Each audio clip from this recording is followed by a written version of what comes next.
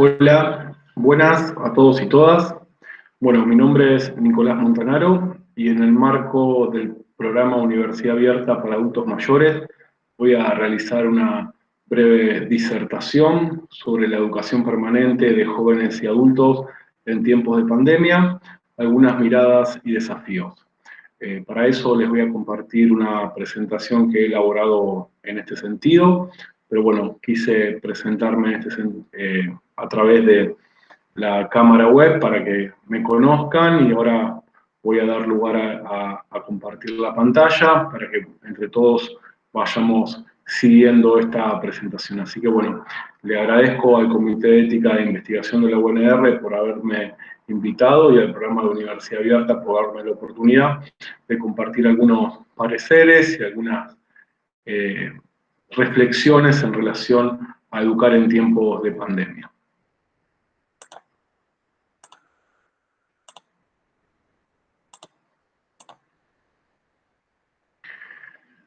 En este sentido, como les comentaba anteriormente, en el marco del programa Universidad Abierta de Adultos Mayores de la Universidad Nacional de Rosario, voy a realizar una disertación sobre la educación permanente de jóvenes y adultos en tiempos de pandemia, algunas miradas y desafíos. Les comparto aquí un pequeño recurso que lo tomé de nubedepalabras.es, donde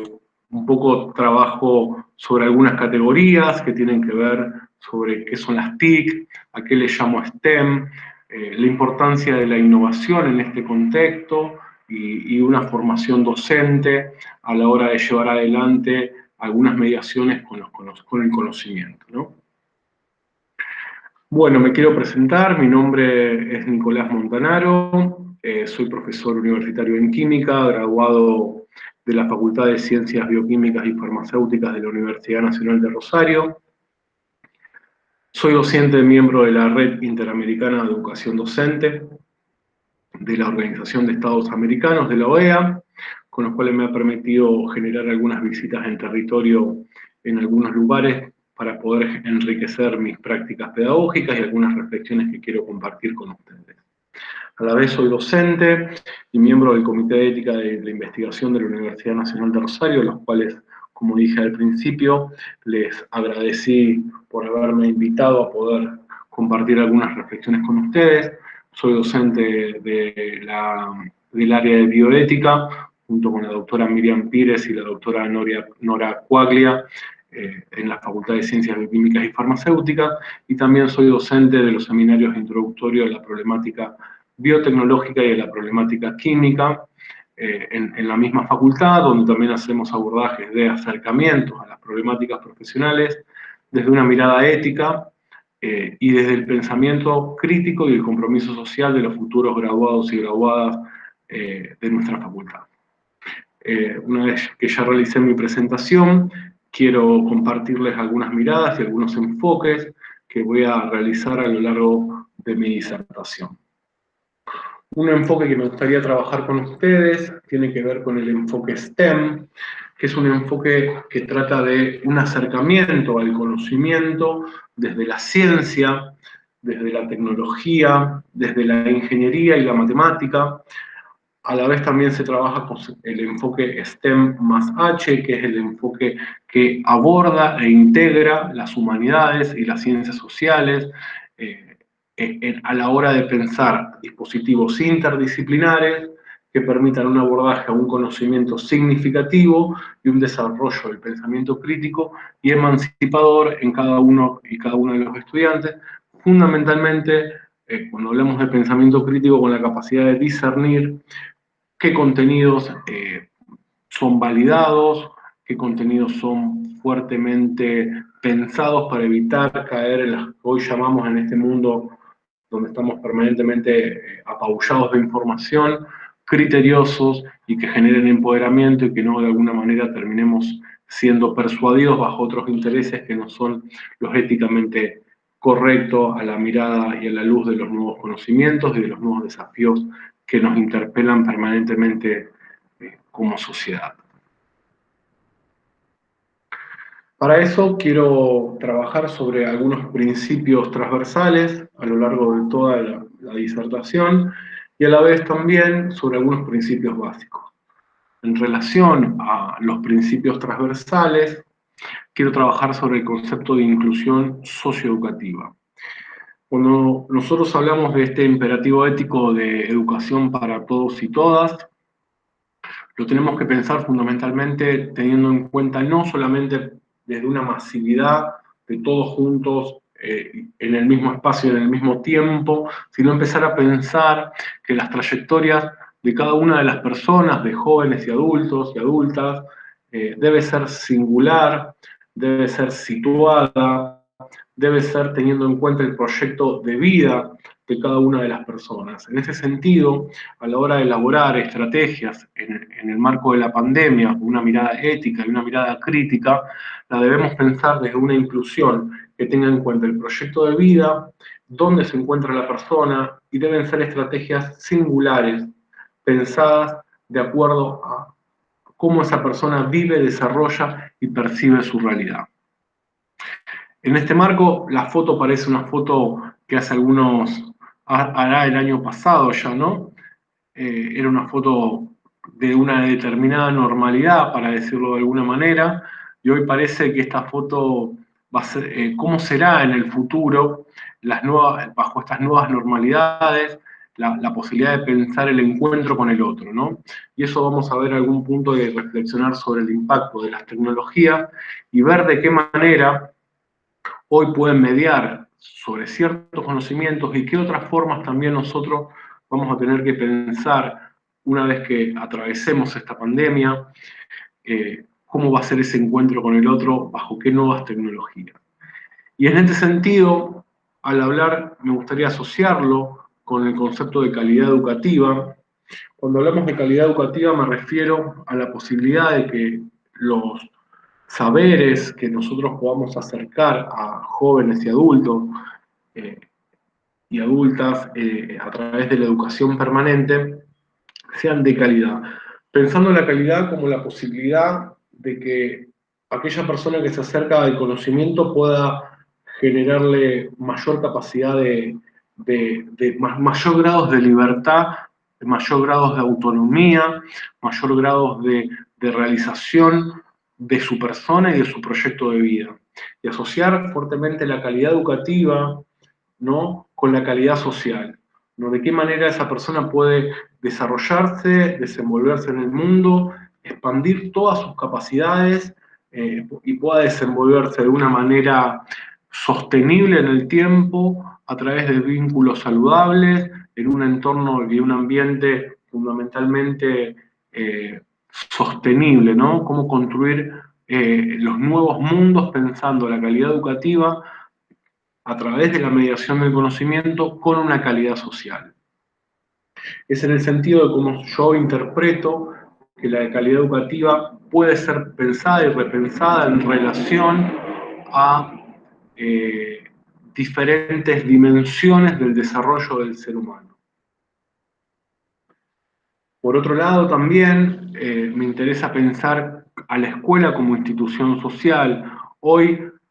como hablábamos al inicio de la primera foto, la escuela como espacio físico que estaba centralizada y de ahí hacía su expansión en vínculo con el territorio y con los diferentes actores sociales y con la sociedad en sí misma, empieza a deslocalizarse, a generar de alguna manera este concepto de escuela nodo, donde hoy la escuela está en todos lados. Con lo cual también vamos a pensar el concepto de dónde se piensan a la hora de generar estrategias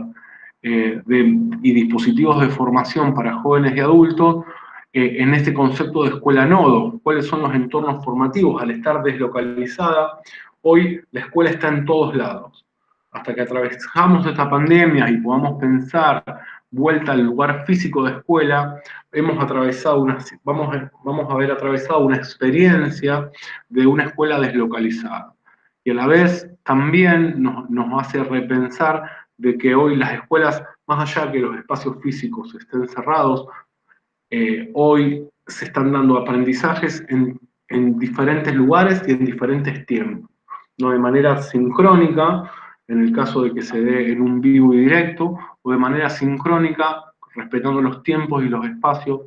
de cada uno y cada una de las personas que se acercan al conocimiento. En ese sentido, inclusión socioeducativa, respetando la trayectoria singular y situada de cada uno de los estudiantes para acercar al conocimiento, disminuyendo la brecha digital, de manera que pueda tener un acceso tecnológico a través de políticas públicas que lo garanticen, una calidad educativa asociada a un proyecto de vida emancipatoria, una calidad educativa asociada a un pensamiento crítico, una calidad educativa asociada a una calidad social que permita el desarrollo y la expansión del ser, con una escuela permanentemente situada en todos lados, deslocalizada, en esta escuela nodo, permanentemente interactuando con diferentes actores, son principios transversales que me gustaría compartir con cada uno y cada una de ustedes a la hora de pensar diferentes estrategias de acercamiento al conocimiento para jóvenes y adultos. En este sentido, me gustaría compartir algunos principios básicos a la hora de pensar la escuela. Tomé uno de los principios que me gustaría compartir, es la pedagogía del ensamble. Esta categoría conceptual la tomé de Mariana Maggio, de la Universidad de Buenos Aires, ahí les dejo su contacto, donde ella plantea de qué manera podemos reinventar la escuela, ¿no? En esa reinvención de la escuela con estas categorías transversales que estuvimos charlando, la idea es empezar a pensar en sistemas mixtos. Hoy muchos y muchas de los cuales somos docentes o estudiantes a la vez en esta permanente interacción con la educación, no estábamos preparados y preparadas para abordar diferentes procesos de aprendizaje de manera tan compulsiva, no hubo una preparación previa, ¿no? Se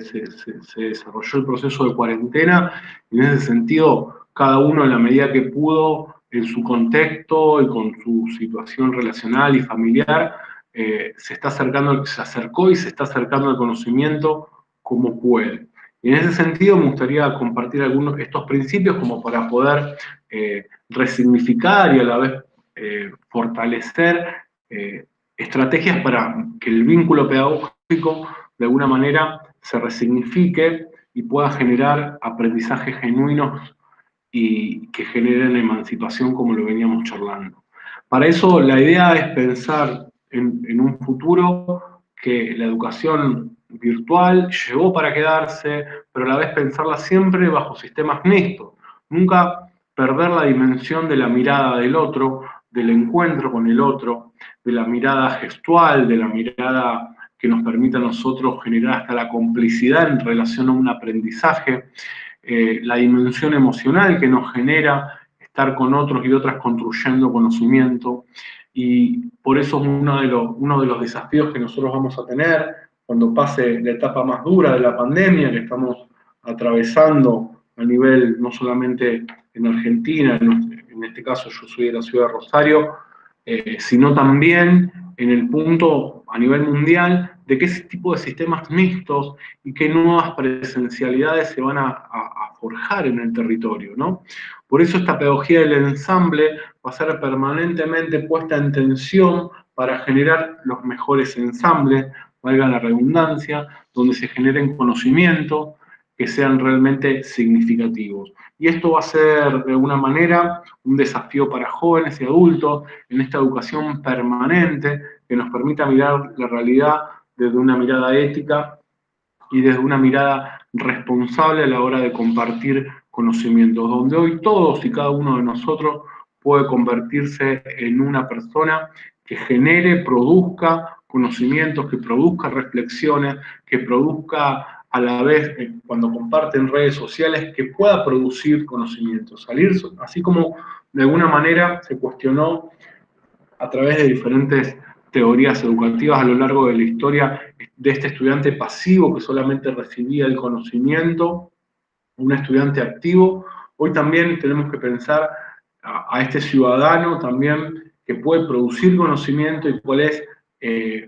las estrategias que tiene para hacerlo, las herramientas que tiene para hacerlo, y de esa manera generar de alguna manera impactos y transformaciones sociales, no solamente individuales, sino también colectivas. Así que esta pedagogía del ensamble va a ser permanentemente un desafío que vamos a tener en cada una de las instituciones, en la Universidad Nacional de Rosario, a través de diferentes estrategias, y después en cada una de las instituciones donde se generen saberes y estrategias de aprendizaje. Me gustaría tomar fundamentalmente a Francesco Tonucci en una de sus intervenciones de entrevistas que se dio este año, al inicio de la pandemia, donde él propone reinventar el entorno formativo. Ese lugar donde hablamos un poco que está deslocalizado. Y él plantea de empezar a pensar la casa como un laboratorio, que el docente sea una guía y que la familia acompañe. Y ahí me parece interesante cómo juega también el diálogo intergeneracional entre adultos y adultas mayores y los jóvenes y niños, ¿no? Y acá voy a hacer una referencia a estas 8 propuestas que no son exhaustivas, simplemente numera algunas ideas que él esboza en su disertación, y que de alguna manera la escuela en casa convierte tu casa en un taller de aprendizaje. Entonces, por eso me parecería importante empezar a pensar cómo cada uno y cada una de nosotros puede ser generadores de conocimiento en las interacciones que tenemos con nuestros vínculos cercanos, y a la vez a través de las tecnologías, con vínculos que no pueden ser tan cercanos geográficamente hablando, pero que generan de alguna manera situaciones de aprendizaje. Él habla de compartir las tareas domésticas, ¿no? Esto es importante para la formación de un proyecto de vida sostenible, sustentable en los jóvenes, fundamentalmente que están atravesando sus primeras interacciones en el mundo, a través de diferentes desafíos en la construcción de su personalidad, en la construcción de grupalidades, ¿no? Permanentemente a veces avallazados por las publicidades que hacen de diferentes cuestiones o estilos de vida, cuáles son en esta sensibilidad de compartir una tarea doméstica todos los conocimientos que se ponen en juego, ¿no? Por otro lado, la importancia de explicar cómo funciona un sistema eléctrico, cómo funciona el sistema de agua, cómo funciona un sistema de gas, a través del dibujo técnico, a través de generar la matemática, a través de generar desde la física, a través de ver de alguna manera la higiene y la seguridad en el hogar, de qué manera eso hace, de alguna manera, contribuye a una distinta mirada, a una responsabilidad ambiental también en el uso eficiente del agua y de la energía en este punto, y generamos conciencia ambiental, como algo tan sencillo en este enfoque que yo trabajé al inicio y que planteaba que era el enfoque STEM, ¿no? Integra diferentes saberes y que lo tenemos en una cercanía que a veces parece que tiene que estar mediado en otro lugar y que puede ser nuestra casa un espacio de aprendizaje permanente. Por otro lado, está la importancia de realizar tareas conjuntas, coser un botón, hacer una muñeca, un muñeco, construir un juguete, hacer una marioneta. De qué manera también ahí se generan un montón de estrategias y de aprendizajes en este compartir a través del juego, ¿no? De generar y construir elementos lúdicos. O también el hecho de cuidar lo que uno tiene, lo que tiene que ser al cuidado, al autocuidado de uno en relación a las vestimentas y a las cosas que uno comparte en el hogar, y valorizar un poco lo que uno tiene. A veces estamos en la cultura del use y tire, ¿no? De lo rápido, y empezar a pensar la sensibilidad que tiene cada una de las cosas que tenemos y el por qué lo tenemos, para de alguna manera generar algunas alternativas a un consumismo extremo que a veces se proponen desde algunos lugares. Por otro lado también esto de convierte la cocina en un taller de ciencia, la importancia de las transformaciones de los sabores, las recetas que por ahí han sido escritas a mano por adultos y adultas mayores o tenemos en recuerdos, o que se pueden conseguir de internet o que se pueden ver a través de tutoriales de YouTube, cómo mezclar esto entre lo clásico, lo moderno, y poder generar platos tradicionales y enseñar, aprender a seguir instrucciones de una receta, ver las transformaciones físico-químicas que se dan, y en ese sentido el compartir de alguna manera, y empezar a pensar la cocina como un taller de ciencias, genera conocimiento que de alguna u otra manera profundizan este sentido de emancipación tanto en jóvenes y también en adultos en este sentido. A través del diálogo intergeneracional, como a la vez poder elaborar historias con fotos, generar una biografía. La mayoría puede ser que de los jóvenes tengan gran parte de su vida digitalizada, tanto en redes sociales como en archivos digitales, y a la vez podemos tener, en el caso de los adultos y adultas mayores, la posibilidad de tener cajas con fotos físicas y poder hacer estos ensambles donde podamos compartir biografías, comparar, reconocer los vínculos familiares, repensarlos, potenciarlos, y a la vez generar una actividad que nos permita de alguna manera revitalizar los vínculos, fortalecer los vínculos familiares y a la vez también generar un diálogo entre diferentes actores. Por otro lado, también esto de leer un periódico, una revista, poder enseñar a elegir un artículo, analizarlo, si proviene de fuentes fidedignas o son falsas noticias. Acá es importante también la capacidad de discernir, ¿no? Compartir opiniones, el desarrollo de la capacidad argumentativa, esto poder leerlo en familia, evitar también, o qué estrategia nos damos a nosotros a la hora de pensar esta educación que es permanente, que se da en todos lados, como pensaba en este rol docente-estudiante que permanentemente vamos cambiando, tanto en situaciones formales, ¿no? Dentro de instituciones, como en situaciones, no quiero decir no formales, como en otras situaciones dentro del ámbito de la cotidianeidad, donde se puede estar generando un proceso educativo consciente fundamentalmente,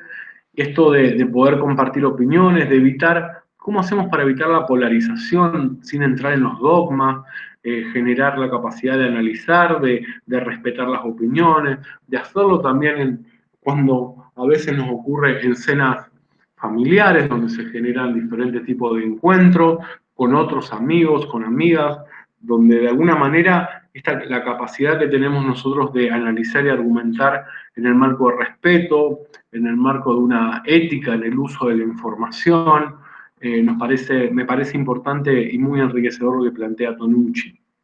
Por otro lado, también en el caso de los jóvenes, también se planteaba esto de crear un diario para expresar las confesiones, que sea privado, para ver cómo uno se siente, cómo uno está. También es importante pensar la capacidad de generar espacios a través del uso de tecnología para compartir los sentires, ¿no? Con los adultos y adultas mayores. No todos los adultos y adultas mayores pueden ser personas de riesgo, y si lo son también están atravesando un periodo fuertemente de aislamiento al tener que estar cuidándose en este sentido en el marco de la pandemia, y es importante generar estrategias, este diario, estas pequeñas charlas, para poder expresar la dimensión emocional, porque, cómo uno se siente, lo que uno sueña y lo que imagina. Soñar e imaginar no está atado a una franja etaria fundamentalmente, sino se piensa y se sueña a lo largo de toda la vida. Y hay cosas que se pueden generar en el ámbito de lo privado, como para expresarlo en términos de diario de sus confesiones, y a la vez poder pensar estrategias para poder compartir con el otro u otra ese vínculo cercano, cómo nos sentimos y de qué manera poder acompañarnos en esta situación excepcional que estamos atravesando. Por otro lado, también nos interesa esta cuestión de leer un cuento en voz alta, elegir un tiempo y un lugar para leer con los jóvenes, con los niños, y el rol de los adultos ahí para acompañarlos a la lectura, volver a generar algunos procesos, algunos hábitos a la hora de leer con el otro, ¿no? Eso me parece interesante. Por eso la propuesta de reinventar el entorno formativo que plantea Francesco Tonucci me parecía importante compartirlo con cada uno y cada una de ustedes.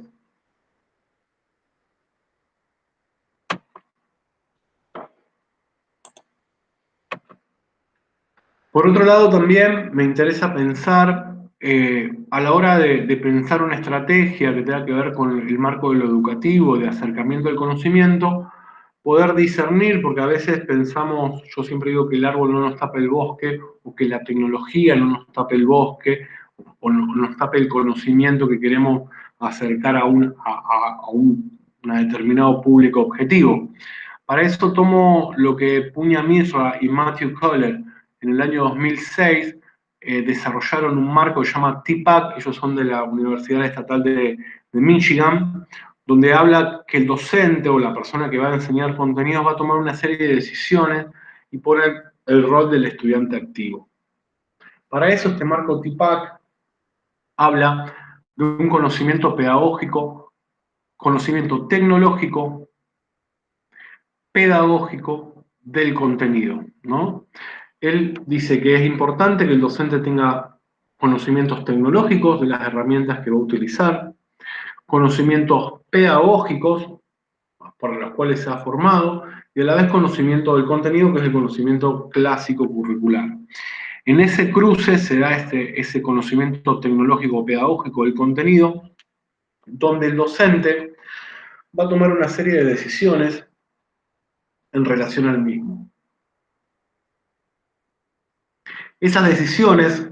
fundamentalmente tienen que ser curriculares para que defina el tema o contenido de acuerdo con el diseño curricular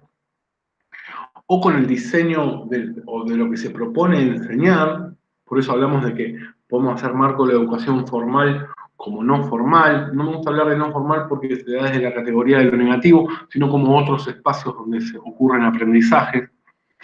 Y a la vez especificar esos objetivos de aprendizaje, que es lo que se propone que se aprenda, ¿no?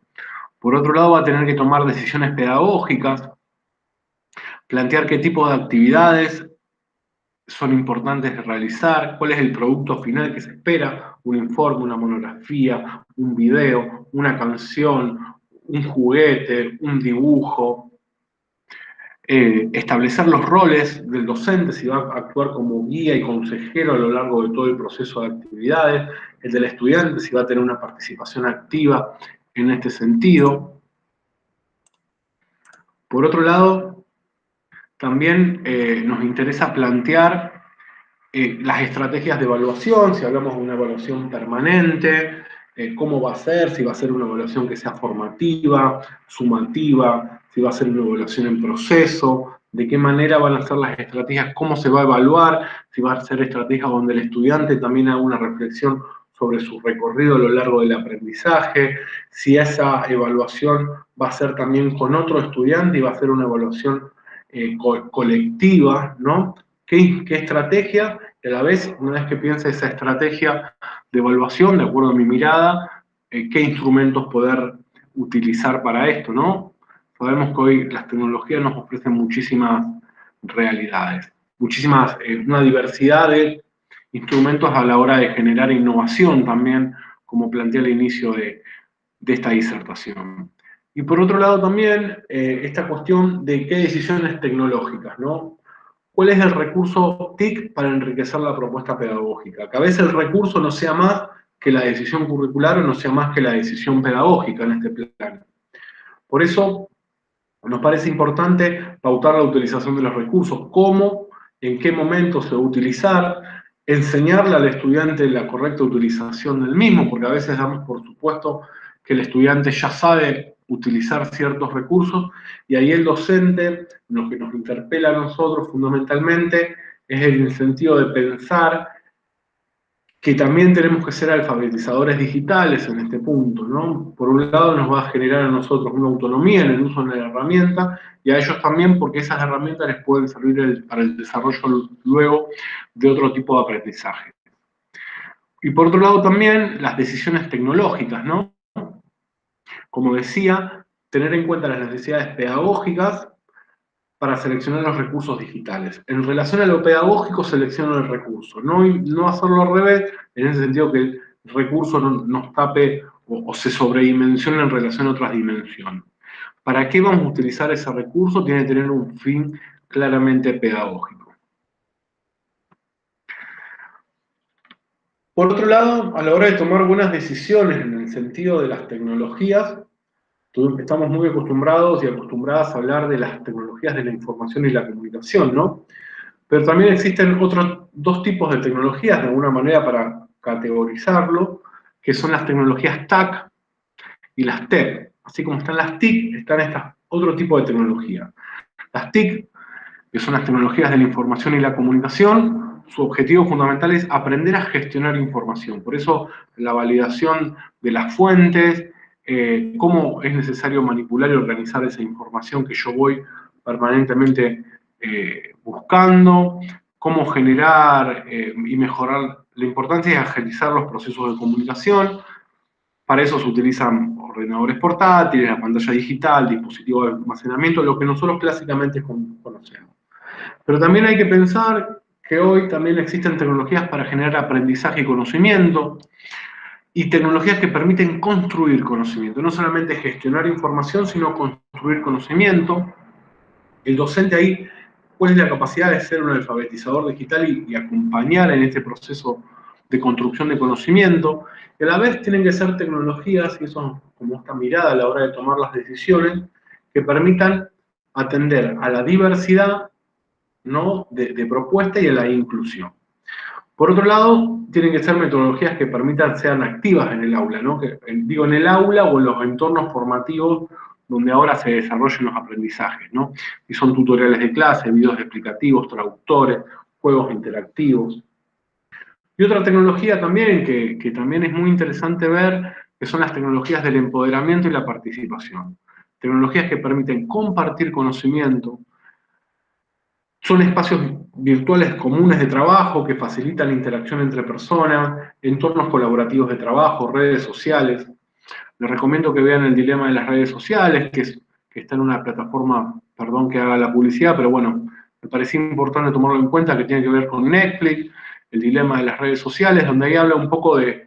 algunas cuestiones éticas a la hora del uso de las redes sociales, y a qué momentos, si nosotros somos sujetos críticos y activos y emancipados a la hora de utilizar estas tecnologías para empoderarnos y participar y transformar la realidad, o a veces somos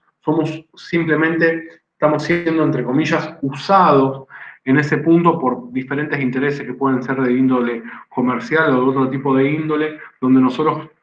por ahí podemos estar siendo partícipes inconscientes. Por eso es importante que el uso de las tecnologías de las TIC, de las TAC, fundamentalmente de las TEC, generen emancipación en los estudiantes, interacción, construcción y compartir conocimiento. Fundamentalmente, démosle herramientas, métodos y estrategias a los estudiantes y a las estudiantes para que puedan discernir información falsa e información verídica, de qué manera pueden ellos contrastar las fuentes y puedan generar de alguna manera un pensamiento crítico a la hora de interpelar y transformar la realidad. Y en ese sentido de pensamiento crítico, me interesa abordar la caja de herramientas de pensamiento crítico. Fue en el año 2015, la comparto, la misma se encuentra como un recurso abierto en la internet, donde plantea, esto está realizado por la RIET OEA, como les comenté al principio, de la cual soy miembro, donde dice: el desarrollo de las sociedades y la calidad de vida de los ciudadanos depende de la calidad de los pensamientos que producimos. Bien, por eso ahí el pensamiento crítico, acá lo propone en diferentes niveles y a la vez desarrolla estrategias, se lo dejo para que ustedes los puedan buscar y a la vez da algunas estrategias de cómo abordar y diseñar dispositivos de información bajo esta modalidad, donde plantea un nivel 1 que es el conocimiento clásico, el acceso de gestión de información, un nivel 2 de comprensión de la información, un nivel 3 para aplicar esa información una vez que yo ya puedo definir los conceptos, usar la información, cómo resolver problemas, es decir, la aplicabilidad del conocimiento, y después la posibilidad de analizar, ¿no?, esta resolución que yo tuve de los problemas para hacer inferencias, ¿no? Poder generar inferencias, generar prototipos, poder generar otras derivaciones y nuevos conocimientos, y a la vez también hacer síntesis donde yo aporte el conocimiento que yo ya traigo como saber previo y a la vez con estas nuevas estrategias de acercamiento al conocimiento pueda generar nuevas ideas que sean originales y creativas, y a la vez un nivel 6 donde plantea esta evaluación, como lo planteé anteriormente, que es una evaluación que a mí me genere la posibilidad de expresar ideas, o expresar reflexiones sobre este aprendizaje que he realizado en el recorrido que se ha propuesto. Me parece que toda propuesta educativa para jóvenes y adultos en estos tiempos tiene que fundamentalmente dirigirse al construir el pensamiento crítico en una sociedad donde permanentemente estamos apabullados de mucha información que a veces genera mucho ruido, digo, un ruido en términos de que a veces genera esta confusión a la hora de poder discernir concretamente y que seamos nosotros, desde nuestra capacidad argumentativa, los que podamos establecer una idea y que no sean otros externos con otros intereses los que terminamos reproduciendo ideas que no son nuestras o que a veces las reproducimos por el mero hecho de pensar de que están basadas en alguna información confiable. Por eso es importante y comparto esta caja de herramientas con ustedes. Por otro lado, también me interesa pensar esto de la multiplataforma, no olvidarse de entender cuáles son las plataformas que vamos a utilizar, las que mayor interacción tienen. Y en este sentido, pensar de que hoy no existe una sola plataforma a la hora donde se distribuye el conocimiento, sino que para pensar propuestas pedagógicas que sean enriquecedoras, tiene que pensarse de manera de multiplataforma y a la vez poder sacar lo mejor de cada una de las mismas, de manera de poder generar una integración. Y no olvidarse también que el lápiz y papel, el leer un cuento con el otro y la cercanía, como yo hablaba de estos sistemas mixtos a la hora de pensar la pedagogía del ensamble, nunca debe ser dejada de lado, ¿no? La interactividad, ese acercamiento o la posibilidad de generar algunos espacios de encuentro con el otro y con la otra nos va a enriquecer permanentemente en este híbrido virtual real que está atravesando permanentemente nuestras vidas. Es fundamental, como otro principio básico, lo dije al inicio de esta disertación, integrar los campos de saberes, una mirada, como plantea Tonucci, interdisciplinar, ¿no? Para construir un relato, desde pensar la importancia de la seguridad en la casa, del uso de los elementos de limpieza, de cómo una familia puede generar una casa que sea sustentable dentro del marco y la situación que tenga a través de la separación de residuos, de pequeñas microacciones, ¿no? Que puedan generar algún relato de alguna conciencia colectiva en relación a un saber que puede ser desde compartir las recetas, desde generar, de construir juguetes, desde remendar y arreglar cuestiones que están rotas, por qué hay que valorizar lo que uno tiene, ¿no? Como lo planteaba anteriormente, me parece interesante esto, y a la vez que todo aprendizaje pueda construir vínculos. Por eso el aprendizaje STEM, yo lo pude conocer, los invito a visitar la experiencia de Medellín. Ellos plantean al territorio de Medellín, a su ciudad. La Secretaría de Medellín, la Plan de Educación de Medellín, porque está descentralizada, en un territorio de ciencia, tecnología, ingenierías, matemáticas y humanidades. Cómo formarla y construir ciudadanía permanentemente en los jóvenes y en los adultos, bajo esta mirada STEM y desde su territorio a través de el aprendizaje basado en proyectos y una serie de estrategias que le voy a comentar. Por eso es importante encontrar el aula. Cuando hablamos de encontrar el aula me refiero a qué estrategia nos damos. Acá comparto algo que dice que aprendemos el 10% de lo que leemos, el 20% de lo que escuchamos, el 30% de lo que vemos, el 50% de lo que vemos y escuchamos, el 70% de lo que discutimos con otros, por eso la importancia de las tecnologías del empoderamiento, el 80% de los que experimentamos, por eso pensar al aula, a nuestro hogar o nuestros entornos cercanos como un espacio de experimentación guiados por adultos, en el caso de jóvenes, para que puedan generar este diálogo intergeneracional, y el 95% de lo que le enseñamos a alguien más. Por eso digo, estas estrategias a la hora de pensar el aula, los progresos, cómo se dan y qué estrategias nos damos nosotros para construir espacios de aprendizaje donde nosotros, si ya podemos enseñarle a alguien más, se genera fuertemente un vínculo educativo y un proceso de empatía que no debemos dejar de lado. Por eso, como decía al principio,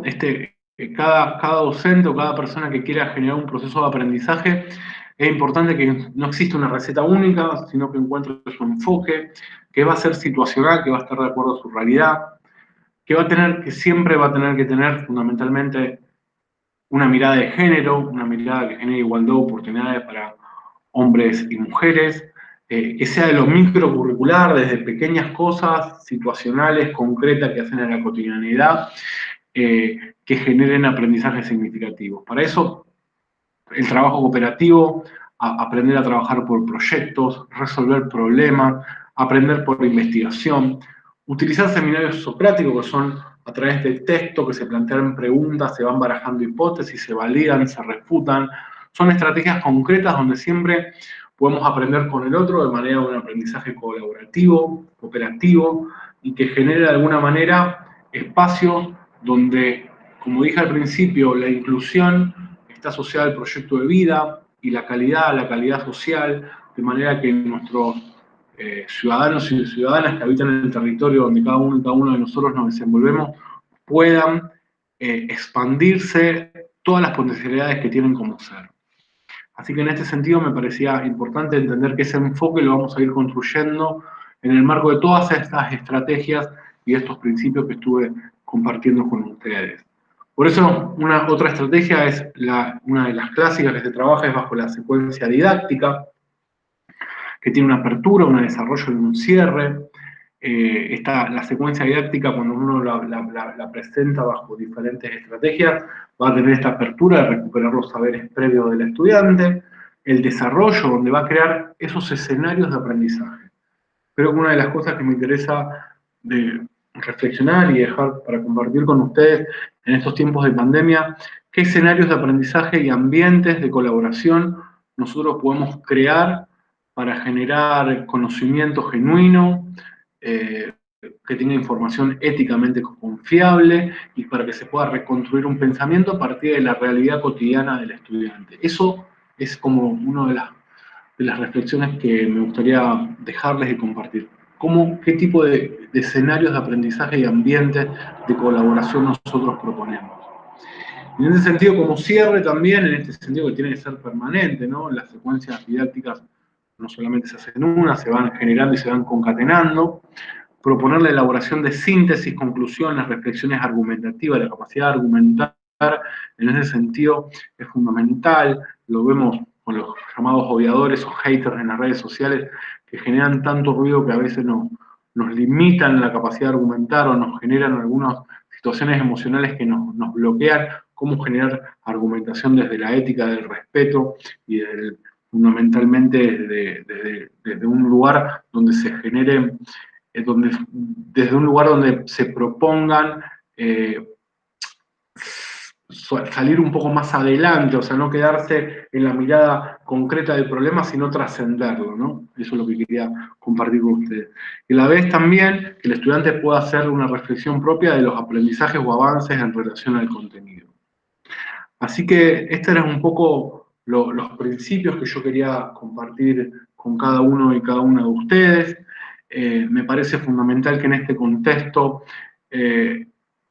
todas las estrategias que nosotros despleguemos a la hora de acercarnos al contenido tengan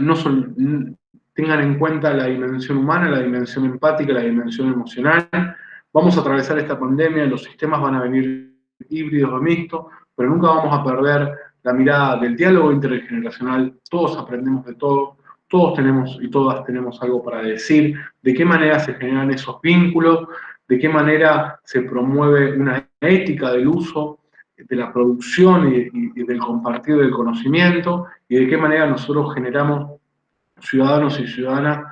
más responsables, más comprometidos con su realidad, que puedan transformar su mundo para crear nuevos mundos sustentables y fundamentalmente en el marco del respeto irrestricto de los derechos humanos y del ambiente que tanto nos demanda hoy nuestro querido planeta Tierra. Así que les agradezco, muchas gracias por haber llegado hasta aquí en este plano. Los y las saludos, agradezco a la universidad y al programa de Universidad Abierta de Adultos Mayores y al Comité de Ética de la Investigación de la Universidad Nacional de Rosario por haberme dado la posibilidad de de compartir con ustedes algunas reflexiones. Les dejo aquí mis datos, mi correo, mi Twitter y mi cuenta de LinkedIn para que sigamos en contacto y a disposición para seguir reflexionando juntos. Así que bueno, muchas gracias y a disposición para lo que ustedes necesiten. Así que bueno, hasta luego.